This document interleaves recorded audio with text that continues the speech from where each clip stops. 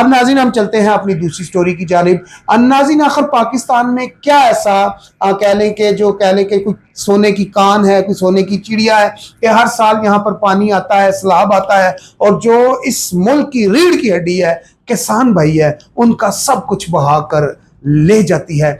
मेरा ख्याल है कि जो पाकिस्तान में पानी आता है उसकी वजह से सैलाब आता है तो सियासी जो लोग होते हैं, जिसकी भी हुकूमत होती है, वो जाते हैं, फोटो सेशन करवाते हैं, जी हमने यहाँ पर इतना बजट दे रहे हैं, यहाँ पर इतना दे रहे हैं, जिनका घर गिर गया उसको 10 लाख दे रहे हैं, जिनका जानी नुकसान हुआ उनको 20 लाख दे रहे हैं, और बाद में पता चलता है किसी को मिला है किसी को नहीं मिला। अभी पिछले दिनों में बिलावल साहब ने एक छोटी सी छुर्ली छोड़ी थी कि जो फला एरिया में लोगों को आज तक जो सैलाब-ज़दगान है उनको पैसे नहीं मिले। तो मेरा ख्याल उस बात को भी आज 2.5 साल गुजर चुके हैं। तो सायरा बानो है, सियासी जमात की एक सियासी लीडर है, MNA है, JDI की है, और उनसे मैंने सवाल किया तो उन्होंने कहा सुल्तान साहब हम तो भूल भी गए हैं उन सैलाब-ज़दगान को, और पता नहीं आपने कैसे याद रखा हुआ है। तो बड़ी बात है आपने याद रखा हुआ है। तो मकसद ये यहाँ पर बात करने का कि थोड़े दिन ड्रामा लगता है, फिर उसके बाद ये सैलाब-ज़दगान और ये वो सारे भूल जाते हैं। गो के इस टाइम नजर आ रहा है कि मरियम नवाज साहबा जो है मुख्तलिफ मकामात पे जा रही हैं, हर जगह पे जा रही हैं, उनने अपने जो MPA हैं, MNA हैं, उनकी भी ड्यूटी लगाई हुई है कि जितने भी सैलाब-ज़दगान हैं आप उनकी हेल्प करें और जहां जहां पर जिस चीज की जरूरत है वहां पर वो पहुंचाई जाए। आखिर ये कितने दिन तक होगा? 1 महीना, 10 दिन, 20 दिन, 30 दिन, कितने दिन ये सारा सिलसिला चलेगा? लेकिन आखिर इसका प्रॉपर हल क्यों नहीं किया जाता? क्यों इसलिए नहीं किया जाता कि हर साल UN से कह लें कि एड लेनी होती है, क्या दूसरे मुल्कों से फंड लेना होता है, दूसरे मुल्कों से ज़कात लेनी होती है कि ताकि हमारे पेट भरे जाए सियासतदानों के, और वो जो मुतासरीन होते हैं फिर वो वहां के वहीं होते हैं। इसी के ऊपर आगे बात बढ़ाते हुए अतीक रहमान सिद्दीकी साहब की राय लेंगे। जी सर। जी, इस हवाले से मैंने हम आपके साथ व्लॉग भी किया था कि सैलाब क्यों आते हैं। तो एक लफ्ज़ कहा जाता है ना कि ये जो कुदरती आफात है ये भी अल्लाह की तरफ से है। तो ये वो लोग करते हैं जिसकी वजह से, बैड गवर्नेंस की वजह से ऐसे हालात क्रिएट होते हैं। देखिए, हुकूमतें या रियासतें इसीलिए बनाई जाती हैं, यानी कि रियासत और रियासत पे फिर हुकूमत बनाई जाती है कि अवाम के प्रॉब्लम को रिजॉल्व किया जाए, उनके बेसिक नेसेसिटीज़ को, उनके एक्सेसरीज़ को पूरे किए जाएँ, और वो तमाम मामलात को गुड गवर्नेंस के ज़रिए रिजॉल्व किए जाए या प्रिवेंटिव मेजर्स लिए जाएँ कि आने वाले वक्तों में ऐसे मामलात ना हों। मिसाल के तौर पे पाकिस्तान उन मुल्कों में है जहाँ पर सैलाब ज़्यादा आते हैं, या पाकिस्तान उन ममालिक में है जहाँ पर अर्थक्वेक आते हैं।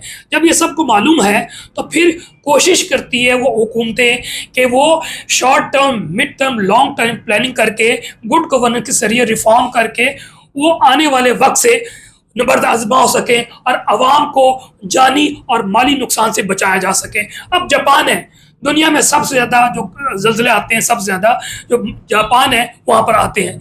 लेकिन जापान की कंस्ट्रक्शन उन्होंने पहले लकड़ी पे करते थे, उससे बचत होती थी। अब वक्त के साथ वो भी डेवलप्ड हो गए, तो वो ऐसे स्टील इस्तेमाल करते हैं या कंस्ट्रक्शन इस्तेमाल करते हैं कि वो जनाब 8 का 9 का भी ज़लज़ला आता है तो पूरी जो कंस्ट्रक्शन है या बिल्डिंग है वो हिलती है, लेकिन वो गिरती नहीं है, उनकी जान बच जाती है।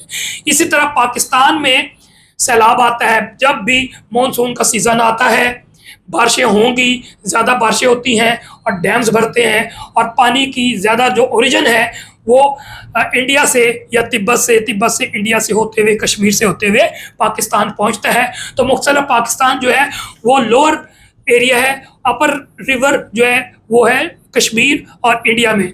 वो भी डैम जब भर जाता है तो वो छोड़ देता है। अभी सिंध ताज मुआहदे को उसने मुअत्तल किया, वो भी एक वजह थी कि उन्होंने को प्रॉपर इंटीमेट भी नहीं किया और पानी ज़्यादा स्टोर किया। जब पानी स्टोर से ज़्यादा होने लगा तो उसने ओपन कर दिया, तो वो ज़्यादा पानी जो है पाकिस्तान फ्लड की सूरत में आया और उन दरिया में आया जो कि सिंध ताज मुआहदे की वजह से इंडिया के पास चला गया, और सारा साल ज़्यादातर खुश्क ये रहते हैं दरिया। लेकिन ये मानसून के दौरान जब फ्लड या डैम भरते हैं तो फ्लड की सूरत में पानी छोड़ते हैं तो फ्लड आता है, जिसमें सतलज है, जिसमें रावी है, जिसमें चिनाब है। अब इसके लिए अगर पाकिस्तान प्लानिंग करता, अब 1960 में ये सिंतास मुआहिदा हुआ, ये 2025 है, यानी कि 65 साल है। तो अगर डैम्स बनते, फॉर एग्जांपल चाइना में इस वक्त 10,000 डैम है, इंडिया में 2,500 डैम है, पाकिस्तान में बल्कि 95,000 चाइना में है और 5,800 वो है इंडिया में। पाकिस्तान में 150-200 डैम भी नहीं बनते। तो पाकिस्तान अगर 1960 से डैम्स बनाता, पानी को ताकत बनाता और पानी बायसे ज़हमत के बजाय पानी रहमत बायसे रहमत होती, तो फिर ये चीज़ें ना होती। अब किस तरह ना होती?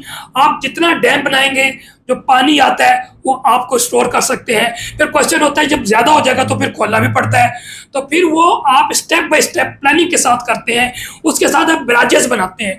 बैराजेस पानी स्टोर करने की जगह होती है, वहाँ पर बिजली नहीं पैदा की जाती, और फिर उन बैराजेस से आगे हेडवर्क्स होते हैं। उन हेडवर्क के ज़रिए आप नहरें निकालते हैं। आप देख लें, चाहे वो सिंध है या झेलम है या चिनाब है, उसमें आपने सुना होगा लोअर बारी दोआब, अपर बारी दोआब, लोअर झेलम, अपर झेलम।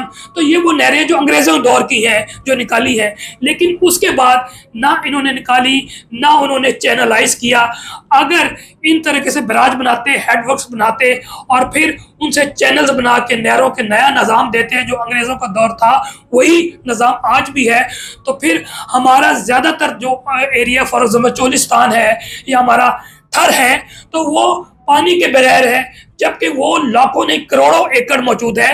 तो उसको हम सैराब कर सकते हैं। इजराइल ने या सऊदी मिडल ईस्ट में भी अब कोशिश की जा रही है रेगिस्तानों को वो लहलाते खेत में तब्दील कर दें। तो जदीद साइंस है। मुख्तसर ये कि अगर हमारी हुकूमतें आपकी होती, आपके लिए सोचती, तो ये सारा कुछ मुमकिन था। बट अनफॉर्चुनेटली फिर मैं सियासी बात करूँगा, क्योंकि ये सारे इंटरलिंक्ड है कि पाकिस्तान 78 सालों से अवामी हुकूमत आई ही नहीं जो अकाउंटेबल हो अवाम के सामने, जिनके सामने उन्होंने अकाउंटेबल होना है, जिनके उन्होंने बूट पॉलिश करने हैं, उन्हीं के मुताबिक चलना है। और वो भी अपने डाउन टू पाउ तरीके से अपना कारोबार बढ़ा रहे हैं और आहिस्ता आहिस्ता आप पर काबिज हो गए हैं। तो फिर मफादात तो फिर होंगे नहीं, तो फिर सैलाब भी आएगा, फिर जल्जले भी आएंगे और ये मकानात गिरेंगे। नुकसान ज़्यादातर ये देख लीजिए कि गरीब का हर जगह, गरीब, किसान, मजदूर, हारी वो पिस रहा है, आम शख्स पिस रहा है, क्योंकि वो छोटी जगहों में रह रहा है, वो कच्चे मकानों में रह रहा है, वो कम पक्के मकानों में रह रहा है, वो स्लम्स में रह रहा है। तो ज़रा सा भी ज़ल्ज़ला आएगा, सैलाब थोड़ा सा पानी आता है तो वो सब बहा के उनके मुस्तकबिल को, उनके हाल को तबाह बर्बाद कर जाता है, उनका जानी नुकसान करता है, उनका माली नुकसान करता है, उनके जानवर का नुकसान करता है।